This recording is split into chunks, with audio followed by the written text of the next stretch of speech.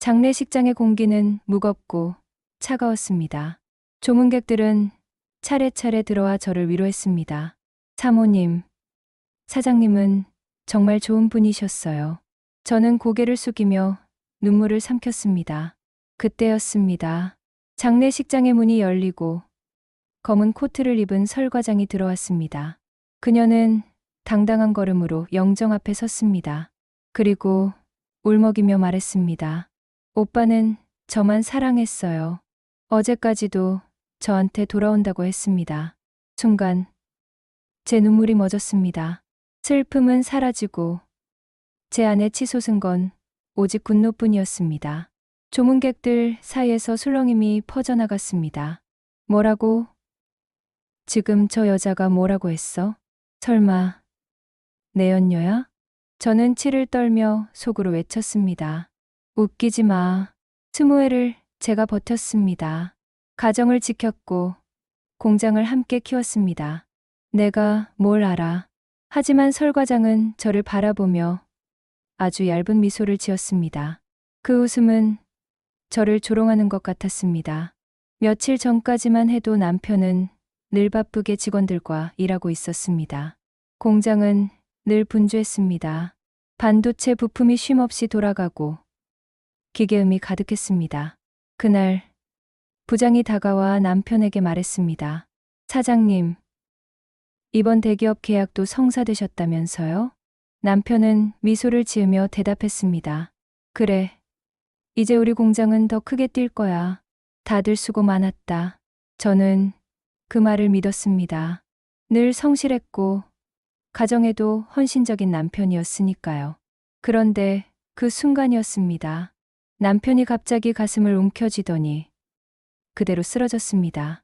철제 바닥에 부딪히는 소리가 공장을 울렸습니다. 사장님, 사장님, 119 불러요. 직원들의 다급한 외침이 퍼졌습니다. 그리고 심폐소생술을 하였습니다. 남편은 곧바로 병원으로 옮겨졌습니다. 하지만 의사는 고개를 저으며 말했습니다. 급성심근경색입니다. 손 쓸 방법이 없습니다. 사망 시각은 오전 11시 30분입니다. 그 말을 듣는 순간 저는 그대로 무너져 내렸습니다. 제 곁에서 평생 함께할 줄 알았던 사람이 단 한순간에 사라져버렸던 겁니다. 장례식은 그렇게 시작되었습니다. 흰 국화가 줄지어 놓이고 향 냄새가 가득했습니다.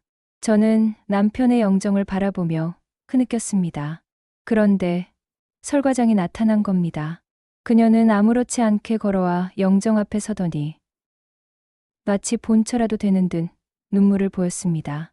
그리고 입을 열었습니다. 오빠는 저만 사랑했어요. 저한테 돌아오겠다고 했습니다. 그 순간 제 마음은 산산조각이 났습니다. 조문객들의 눈빛은 충격으로 얼어붙었고 모두가 저와 설 과장을 번갈아 바라봤습니다. 저는 더 이상 눈물이 나오지 않았습니다. 슬픔은 분노로 바뀌었고 분노는 제 심장을 조여왔습니다. 설 과장의 얼굴엔 후회나 죄책감은 보이지 않았습니다. 오히려 이제야 내 자리를 찾았다는 듯한 그 뻔뻔한 기색만 가득했습니다. 장례가 끝나고 집은 적막했습니다.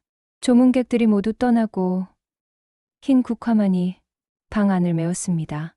저는 홀로 의자에 앉아 눈을 감았습니다. 그런데 설 과장의 목소리가 머릿속을 떠나지 않았습니다. 오빠는 저만 사랑했어요. 어제까지도 저한테 돌아온다고 했습니다. 그 말들이 제 심장을 핥혔습니다. 저는 주먹을 꽉 쥐었습니다. 그 사람은 나와 함께 살았어. 아이들과 함께 웃고 공장을 함께 지켰어. 어떻게 저 여자가 그런 말을 할 수 있단 말인가. 며칠 뒤 저는 남편의 서류를 정리하기 시작했습니다. 책상 서랍 속 깊숙이 자물쇠로 잠긴 작은 서류함이 있었습니다. 그 안에는 빚의 장부가 들어 있었습니다. 서류를 펼치는 순간 제 눈은 충격으로 흔들렸습니다. 빨간 펜으로 표시된 숫자들, 마이너스가 가득한 장부. 이건 뭐죠? 저는 혼잣말을 했습니다. 외상, 대출, 보증. 한 장을 넘길 때마다 더 큰 금액이 나왔습니다. 숨이 막혔습니다. 그동안 남편은 왜 이 사실을 숨겼던 걸까요? 전화가 울렸습니다. 부장이었습니다. 사모님, 저희도 이제서야 알았습니다. 이건 사장님이 혼자 처리하시던 부분이라. 저는 목소리를 떨며 물었습니다. 얼마입니까? 빚이 얼마나 되는 겁니까? 잠시 침묵이 흘렀습니다. 그리고 부장은 낮은 목소리로 대답했습니다. 많습니다. 그 한마디는 칼날처럼 제 가슴을 베었습니다. 저는 서류를 계속 뒤졌습니다. 대출 계약서, 담보 설정, 채무 변제 각서. 숨이 가빠왔습니다. 저는 눈을 감고 속으로 중얼거렸습니다. 왜? 저한테 말 안 했어요. 왜 저를 끝까지 속였습니까? 며칠 뒤, 우편함에 낯익은 봉투가 꽂혀 있었습니다. 굵은 글씨로 적힌 두 글자, 국세청. 저는 손을 떨며 봉투를 열었습니다. 안에는 상속세 고지서가 들어 있었습니다. 검은 잉크로 찍힌 금액은 너무나도 선명했습니다. 저는 그 자리에 주저앉고 말았습니다. 제가 이걸 내라고요? 제가 받은 게 대체 뭐가 있다고요? 제 목소리는 떨렸고 눈물은 다시 흐르기 시작했습니다. 식탁 위에 놓인 고지서는 낯이 제게 비웃음을 날리는 것 같았습니다. 받은 건 아무것도 없는데 책임만 제게 남겨졌습니다. 저는 국세청으로 전화를 걸었습니다. ARS 안내음이 흘러나왔고 오랜대기 끝에 직원이 전화를 받았습니다. 여보세요. 저는 사망자의 배우자인데요. 제가 상속세를 내라는 고지서를 받았습니다. 그런데 저는 아무것도 받은 게 없습니다. 왜 제가 내야 하는 겁니까?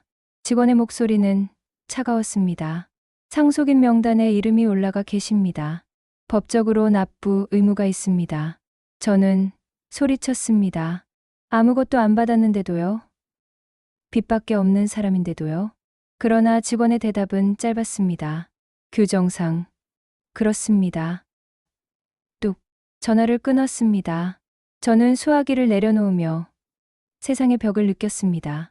법은 제 눈물보다 도장을 먼저 믿었습니다. 사람의 울음은 보지 않고 종이와 서류만 보았습니다. 그날 밤 저는 고지서를 식탁 위에 올려두고 멍하니 바라보았습니다. 숫자는 잔인했습니다. 받은 건 없는데 내야 할 것만 산더미였습니다. 그리고 저는 떠올렸습니다. 장례식에서 당당하게 서 있던 설 과장의 얼굴을, 그 뻔뻔한 눈빛을. 저는 결국 변호사를 찾아갔습니다. 책상 위에 서류가 놓였습니다. 변호사가 조심스럽게 말했습니다. 사모님, 확인하셔야 할 게 있습니다. 남편분 명의가 아니라 다른 사람 명의로 된 부동산이 있습니다.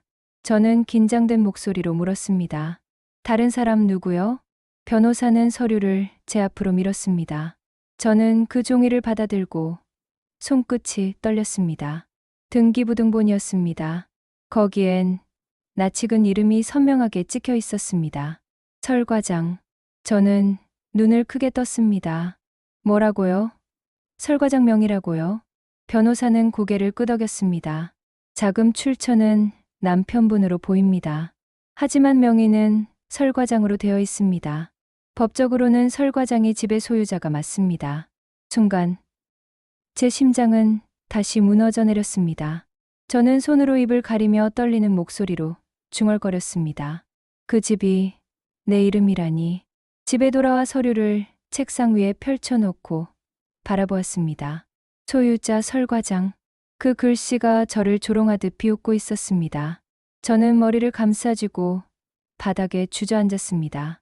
20년 동안 믿었던 남편이, 그토록 성실하다고 생각했던 남편이 다른 여자 이름으로 집을 사주었다는 사실을 저는 끝내 받아들일 수 없었습니다. 도대체 왜 이런 짓을 했습니까? 저는 목 놓아 울부짖었습니다. 다음 날 저는 직접 설 과장을 찾아갔습니다. 마주 앉은 설 과장은 전혀 당황하지 않았습니다. 오히려 여유로운 얼굴로 저를 바라보며 말했습니다. 그 집은 제 겁니다. 등기부에 제 이름이 있잖아요. 저는 치를 떨며 대꾸했습니다. 남편이 번 돈으로 산 집 아닙니까? 제가 공장에서 함께 일하면서 피땀 흘려 번 돈 아닙니까? 어떻게 당신이 그 집을 내 것이라고 말할 수 있습니까? 하지만 설 과장은 태연하게 웃으며 말했습니다. 오빠가 원해서 그렇게 한 거예요. 저를 믿었으니까 제 이름으로 집을 산 거죠. 왜 제가 돌려줘야 하죠? 그 순간 저는 치가 떨렸습니다. 그녀의 말은 칼보다 날카롭게 제 가슴을 찔렀습니다. 저는 소리쳤습니다. 웃기지 마세요. 20회를 제가 함께 했습니다. 가정을 지켰고, 공장을 지켰고, 남편을 지켰습니다. 그런데 당신이 무슨 자격으로 그 집을 당신 거라고 말합니까? 설 과장은 비웃듯 고개를 저으며 말했습니다. 20회요? 그건 그냥 가정 연극이었을 뿐이에요. 진짜 사랑은 저였습니다. 오빠는 저와 있을 때 가장 행복했어요. 저는 숨이 막혔습니다. 가슴 속에서 치밀어 오르는 분노가 저를 짓눌렀습니다. 행복이라고요? 행복이면 빚을 숨기고, 행복이면 집을 몰래 삽니까? 그게 행복입니까? 그건 배신입니다. 그러나 설 과장은 여전히 미소를 지으며 말했습니다. 결과가 말해주잖아요. 집은 제 거고, 세금은 당신 몫이고, 세상은 원래 그런 겁니다. 저는 이를 악물었습니다. 당신, 법원에서 보자. 절대로 이대로 두지 않을 겁니다. 설 과장은 어깨를 으쓱하며 말했습니다. 법원이요? 굳이 힘 뺄 필요 있나요? 판사도 서류만 봅니다. 등기부에 제 이름이 딱 박혀 있는데 달라질 게 뭐가 있겠습니까? 그녀의 뻔뻔한 얼굴이 제 눈앞을 뒤덮었습니다. 저는 치를 떨며 속으로 다짐했습니다. 끝까지 싸우겠다. 설 과장의 저 뻔뻔한 웃음을 무너뜨리겠다. 집으로 돌아온 뒤에도 설 과장의 뻔뻔한 얼굴이 제 머릿속을 떠나지 않았습니다. 그녀는 끝까지 태연했고 오히려 저를 비웃는 듯 보였습니다. 그날 밤 제 휴대폰에 문자가 도착했습니다. 보낸 사람, 설 과장이었습니다. 사진 잘 봤어요.